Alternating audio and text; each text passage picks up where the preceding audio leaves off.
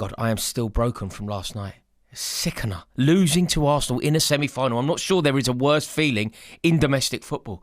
Waking up this morning, thinking about it, the ramifications, going onto Twitter and seeing them all piping up. It is a painful, painful period at the moment. It's horrible to lose to Arsenal in the way that we did, and to do it with Kai Havertz scoring the winner. It's just the worst possible scenario. It's genuinely the worst possible scenario. You know, football has deflated me in my life. I was in Moscow in 2008. I've seen Chelsea lose FA Cup finals. I was in Cardiff, in fact, when Ray Parlour scored that amazing goal for Arsenal to win them the cup. And I think this is worse. I think everything that's combined about the modern game has made this such a painful defeat.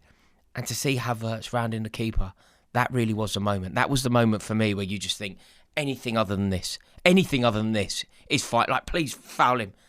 Just anything. Because Kai Havertz and Chelsea have a very complex, weird and unique relationship.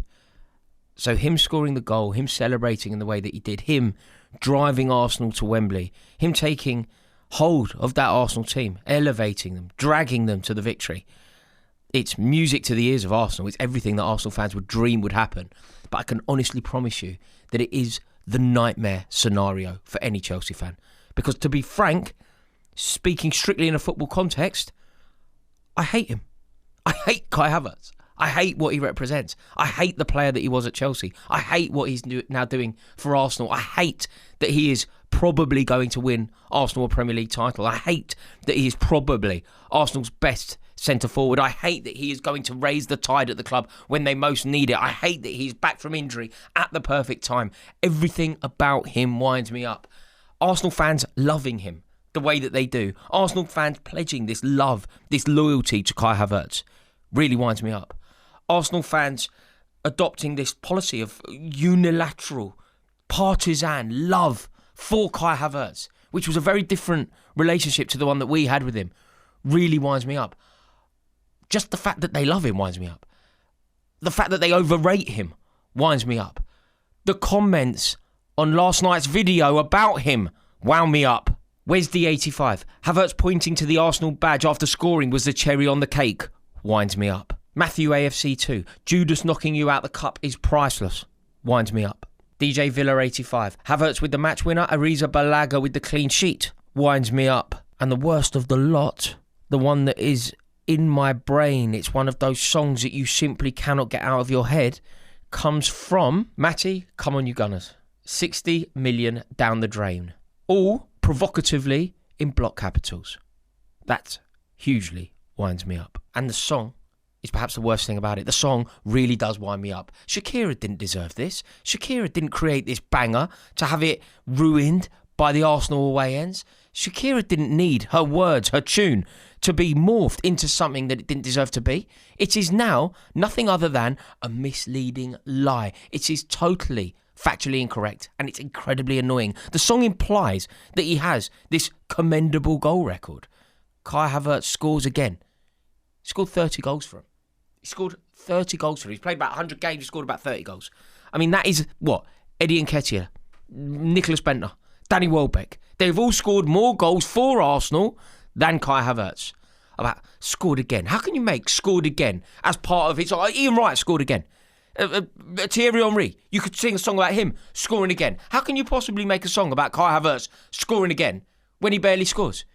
It's just utter lunacy. And this is the maddest thing. He was rubbish for us.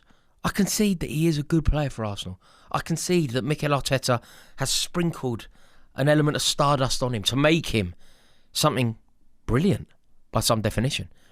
But that isn't the player that we signed. That isn't the player that arrived from the Bundesliga. He was out of his depth. He arrived without a position because he cost so much money. Abramovich desperately wanted him played.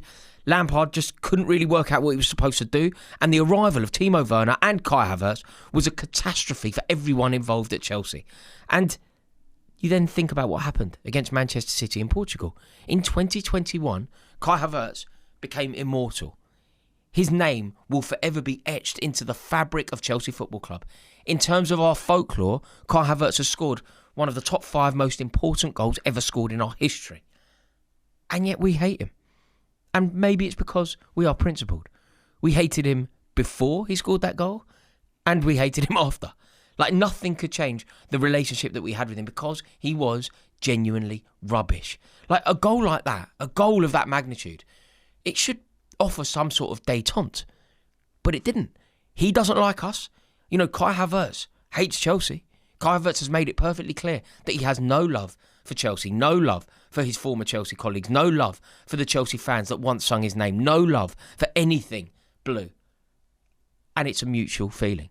And it's actually one of those weird examples of it's like a case study that should be studied in football. I don't know if there's an example of any other footballer in the world who has scored the winner for a team in a European Cup final who is detested by his support. I mean, Gareth Bale at Real Madrid, but they're a league unto themselves. They get the white hankies out all the time, don't they? Like, how can you possibly have this? It's such a unique and interesting situation. But with everything that we've just said, with everything that we've acknowledged about Kai Havertz and his relationship with Chelsea, it just felt poetic in the worst sense of the word. Poetic from an Arsenal fan's perspective that he ends up scoring. I remember years ago, going to Arsenal away from home, and we obviously had a major issue with William Gallas. Arsenal get a corner in front of us. Corner comes in right in front of where we were sitting in the away end. William Gallas obviously scores.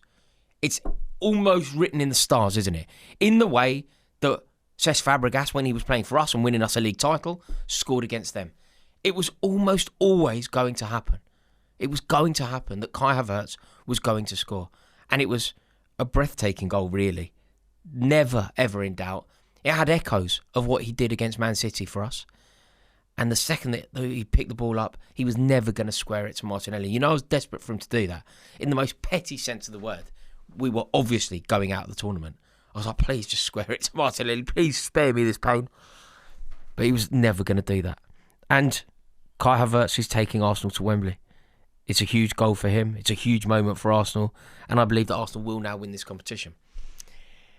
The painful thing is, I didn't think they were that good. I genuinely think if we had gone there, gone for the jugular, gone to fight Arsenal, gone to make it a real London derby semi-final cup tie, I think that they were there for the taking. Arsenal fans will probably concede that they didn't play well. I don't think that many Arsenal players had their best game. You know, some of the best players on the pitch. Zubimendi is a player that I rate incredibly highly. I would argue that Zubimendi was the best signing that was made last summer. I don't think Zubimendi had a particularly good game at all. I think that Arsenal's back line looks slightly fragile. I think Kepa Arrizabalaga is a goalkeeper that I know very well. And if you have enough shots against Kepa Arrizabalaga, if you decide to test Kepa Arrizabalaga, if you decide to go into the game and go, do you know what? We might lose, but we are going to give this a real go. If your mentality is that of a winner rather than that of someone who doesn't want to be defeated, I think that you could do it. If we just went there to fight. Like, you know, years ago, depending on your age, you'll remember this game. We played Arsenal in the semi-final of the same competition, 1998. We were losing from the first leg. We played them at Stamford Bridge in the second leg. Vialli's first game as manager. He poured in champagne before the game, and we battered them 3-1. They were a brilliant team. They were a brilliant team. You know, I think their forward line would have been what? Anelka, Bergkamp? Phenomenal footballers. And yet we took the game to them. They were better than us, but we took the game to them. They won the league, but we secured that cup. Because we were brave, we went for it. Di Matteo scored the goal of his life. Dan Petrescu scored an outrageous goal. Mark Hughes was huge. We didn't try and defend. We didn't try and nick it. We were bold, we were brave. And when you go to Arsenal, a London derby, you have to go to win the game. We were cowardly. It was a spineless approach. We were gutless. We were set up by a wimp. It's like, go and win the game. It's a second leg under the floodlights in the pouring rain. This is a dream come true for footballers. But you have to take the game to them, and we didn't do that. Like, everything that happened was so scripted. You could have predicted every change. And if I know the changes that are going to come, you could be damn sure that a genius like Mikel Arteta certainly knew what was going to come. And it's just such a shame. You know, why weren't we peppering Kepa Arrizabalaга's goal? Like, a few shots on target from any distance, he will eventually let one in. And, you know, the slow first half, I didn't mind that. You ease your way into the game, you make sure that you're still in it, you don't give anything sloppy away. But in that second half, you just have to go for it. You just have to go for it. And, you know, we bought on Esteval. We bought on Palmer, but it didn't really change anything. Arsenal were very capable of dealing with whatever we threw at them. And I think it was clearly a game that was won in the dugout. It was clearly Mikel Arteta knew how to combat anything that Rosenior was going to throw at him. It's a real shame, because I would have rather lost 3-0 but gone there and fought. You know, lose 3-1, lose 3-2, but go there and have a go. Take the game to them, make it a fight. And I basically agreed with everything that Paul Merson said. Paul Merson is getting it in the neck. You know, even Liam Rosenior has come out and spoken about the words from Paul Merson. You know, he said something, I think Rosenior said, like, in hindsight, it's very easy. It's very easy to be a pundit. And that, I suppose, is true. But equally, it doesn't mean what Merson said is wrong. Merson said that Chelsea are a team of winners. Chelsea are a team that have World Cup winners, European Championship winners, Club World Cup winners. Why on earth aren't we going there to take the game to them? And I agree with every word of that. It's a dreadful, dreadful 24 hours. And I tell you what, Sunderland, Regis Lebris, come on, I need you to sort this out. You have to beat them this weekend. And Man City go to Anfield. I mean, please, Guardiola. Please. Please. I am begging you to sort this out. Let me know your thoughts in the comment section below. As always, it's a joy to hear what you have to say. Thank you so much for watching. Please do me the honour of clicking subscribe if you're new around here. And I hope that you all have certainly a better day than I'm going to have. Ta-da.